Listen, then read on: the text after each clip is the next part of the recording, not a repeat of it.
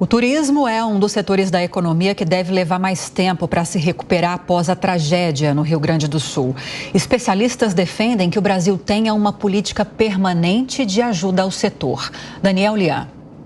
A tragédia no Rio Grande do Sul expôs a necessidade do Brasil possuir um programa permanente de socorro à área turística. Essa é a avaliação da professora de turismo da Universidade de São Paulo, Mariana Odrighi. Para ela, apesar de não ser um ramo de primeira necessidade nesse instante, é indispensável que não saia do radar das autoridades, porque trata-se de uma atividade que gera emprego, renda, além de ter uma participação considerável no PIB brasileiro. A especialista cita países que já adotaram essa medida após a experiência da pandemia da Covid-19 ou que sofreram abalos devido às consequências do clima. Usando exemplos internacionais, desde que a gente começou a entender os impactos da pandemia, diversos países, especialmente ilhas, como a Jamaica, por exemplo, ou Aruba, já colocaram em prática medidas de gerenciamento de risco que levam em conta fundos emergenciais para possíveis alterações climáticas. Então, a gente sabe que furacões serão mais intensos, que a gente vai ter temporadas de chuva ou de seca mais intensas. O verão da Europa, por exemplo, esse ano também é muito mais intenso na previsão.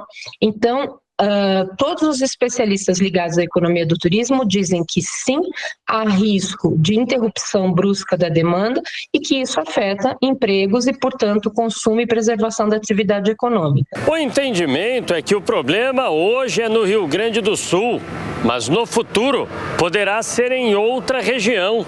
Por isso, a necessidade do governo estar bem estruturado e precavido com recursos disponíveis para atender rapidamente as vítimas desse tipo de acontecimento.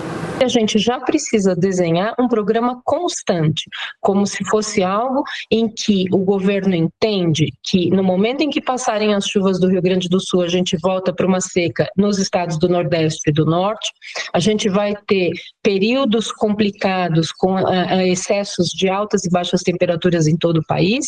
Então, se o turismo do Rio Grande do Sul agora tem problema, daqui a pouco é em outro estado, e ao invés de tratar isso como emergencial, tratar isso como algo do setor, né, que é pujante, que representa de 4% a 5% do PIB do país, que tem milhões de empregos de remuneração relativamente baixa.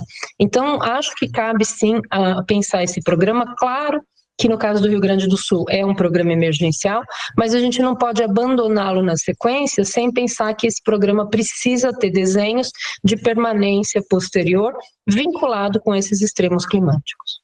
Mariana Odrighi lembra do furacão que devastou Nova Orleans, nos Estados Unidos, e do tsunami na Tailândia, em que os recursos foram cruciais para a reconstrução.